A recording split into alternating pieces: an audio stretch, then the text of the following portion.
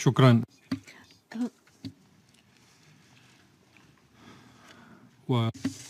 Thank you, Madam President. I had wanted to welcome the presence of His Excellency the Secretary General with us, but he has now left us, so I'm going to move directly to my statement. Madam President, since the beginning of the crisis, the government of the Syrian Arab Republic was keen to improve the humanitarian situation of its people, and therefore, based on its constitutional and international obligations, it has continued to work day and night in order to fulfill all the humanitarian needs of its citizens. The Syrian government, in parallel to that, has also worked to restore peace and stability to the entire country. The Syrian government is fully committed and fully abides by international commitments, including its commitment to cooperate with the United Nations and its organizations in the humanitarian field, according to General Assembly Resolution 46/182 and the guidelines instituted by that resolution, in primary among which is respect for the national sovereignty of states. Accordingly, and in the context of the Syrian government implementing the presidential statement of October 2nd, 2013, the Syrian government has carried out a number of administrative and logistic measures which enable the United Nations and humanitarian organizations to expand their activities and increase their effectiveness.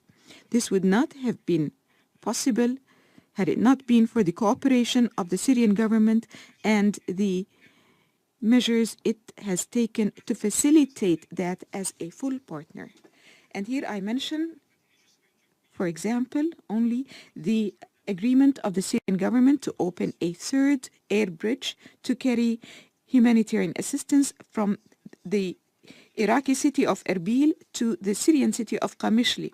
This air bridge included 11 flights, whereas the first air bridge included 13 flights and the second one included 10 flights. The Syrian government has also offered to use its own air fleet in carrying out these flights as a goodwill measure. In addition to this partnership I just mentioned, I would like to remind you of the fact that the Syrian government bears the largest share of the humanitarian assistance distributed in Syria. It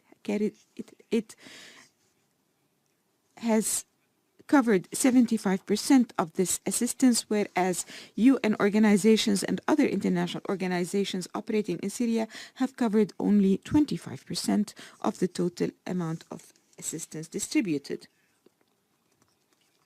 Madam President, some governments, some of which are members in this esteemed council, have insisted on responding to the Syrian openness, cooperation, and positive commitment in the humanitarian field.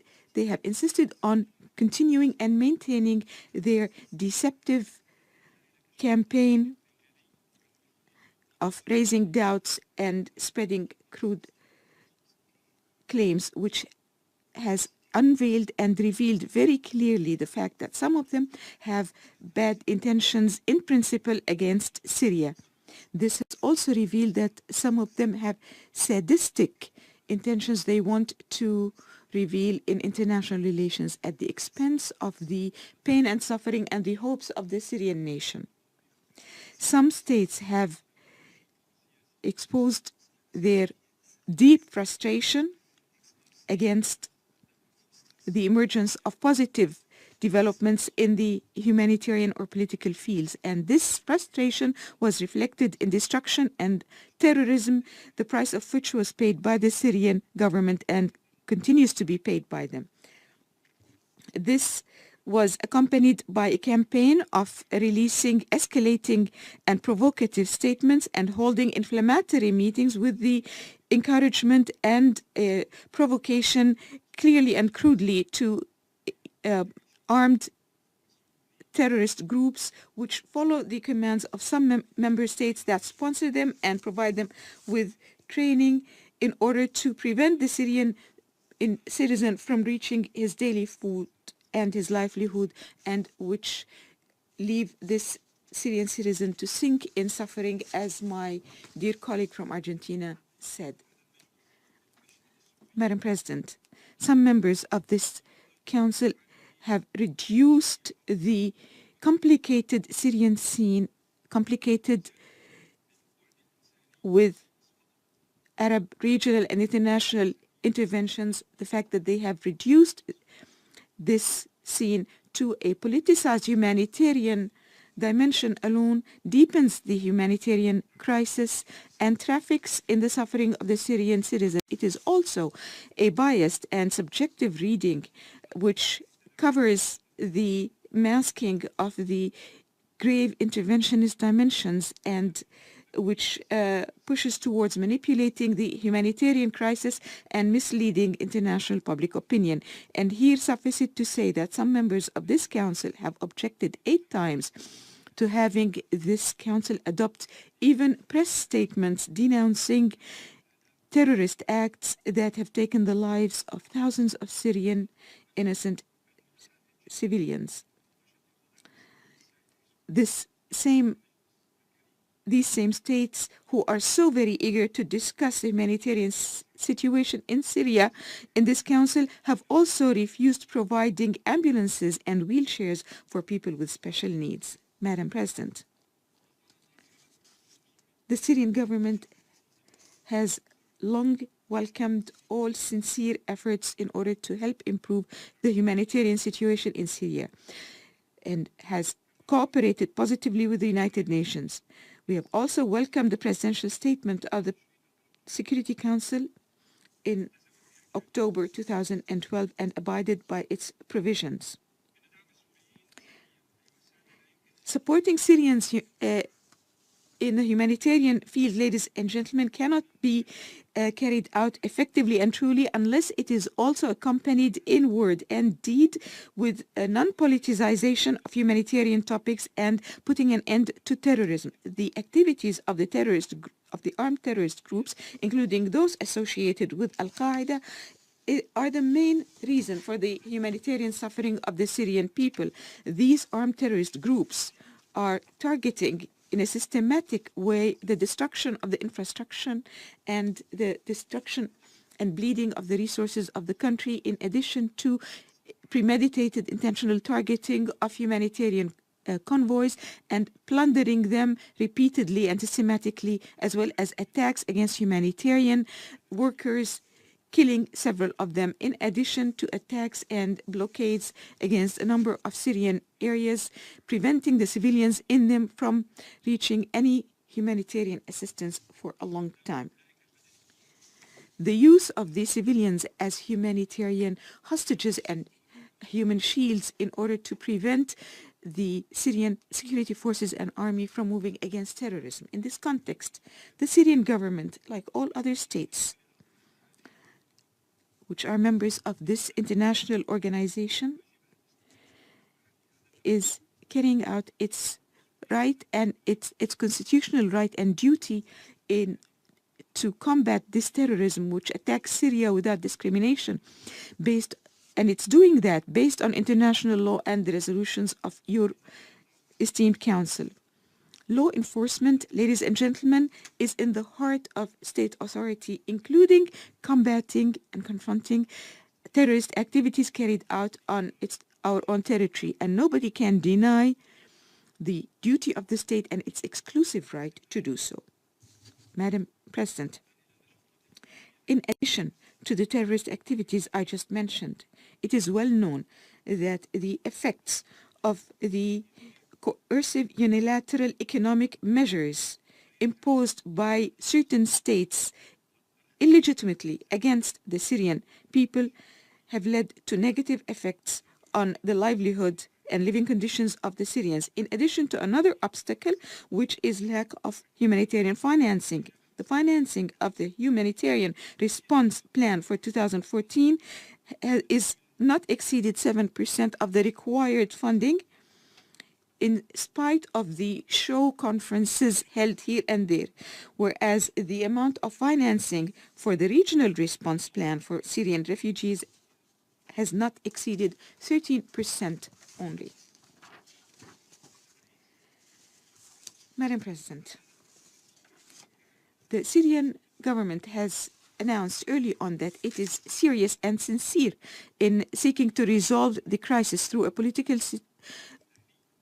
process built on dialogue with all political forces and civil, cultural, and economic constituencies in the country, including the national opposition and the armed personnel who would lay aside their weapons and give priority to the language of reason and law in order to preserve the country and maintain its institutions. The government in this context has provided true judicial, security, and political guarantees for those who want to be involved in this national process. And indeed, this government approach has led to concrete results on the ground in a number of Syrian regions. Recently, a number of reconciliation processes, local conciliation processes, have been carried out and have sent a clear message to the world that the children of Syria are capable of resolving their crisis by themselves in isolation of any outside manipulation of their interests. What we have heard just now from a colleague, that the security forces have arrested some Syrians who have surrendered themselves within the conciliation process, is entirely untrue, and I am here denying it in front of all of you. In this context, the government is working around the clock to make sure that all service facilities in those areas will be ready to provide for the needs of the residents and to receive the remaining displaced people who are willing to return to their homes to live in peace and stability. In the end, the homeland is the final refuge for its children, especially if we take into consideration the fact that the suffering of Syrian refugees has become a commodity for cheap political trafficking, in addition to the suffering of Syrian refugee camps in terms of deteriorating health, living, and security conditions and unethical indignities laid against the Syrians living in these camps. Madam President, the Syrian government has abided by all the content of the presidential statement issued by the Security Council on October 2nd, 2013. I have myself welcomed after that, a few minutes after that presidential statement came out, I welcomed it. Many of the provisions of that statement are repeated in the resolution just adopted in this council. This resolution, which in turn has clearly emphasized the fact and unequivocally emphasized the fact that there is international terrorism carried out by some groups associated with Al-Qaeda after unjustified and incomprehensible denial of the presence and existence of that terrorism throughout the Syrian crisis. The time has come for the Council to carry out seriously and firmly its duties in terms of dealing with the roots of the humanitarian situation, namely the terrorist activities carried out by religious Takfiri groups against civilians in Syria with the support of well-known governments, individuals, and entities. This is a support in which also the occupation Israeli forces are cooperating publicly and openly in the forced separation zone in the occupied Syrian Golan.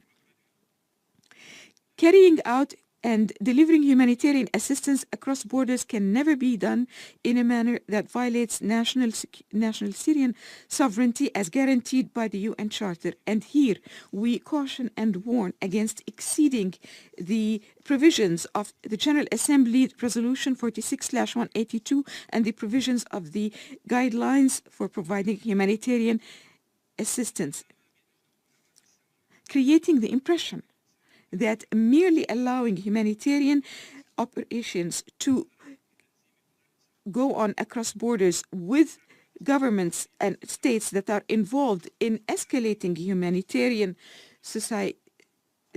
crisis and with support of the Daesh and al-Nusra and the Islamic State in Iraq and the Levant, the mere impression that allowing humanitarian operations across the borders in cooperation with governments involved in escalating this process, the impression that this would resolve the humanitarian crisis of millions of Syrians is nothing more than an ironic emulation of the children's story of the magic wand that would resolve all problems. Because these neighboring states are the ones that are bringing terrorism to Syria and shedding the blood of Syrian citizens. Yes, ladies and gentlemen, violence has reached, as my dear colleague, the ambassador of Nigeria, has reached almost the absurd and the illogical and surreal. This is true. But the question remains, why is this happening in Syria?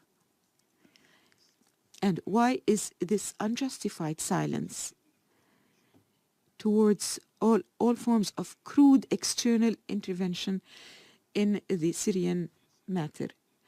The prevailing mentality among some, unfortunately, is a mentality of the diplomacy of hyenas and not diplomacy of international humanitarian law.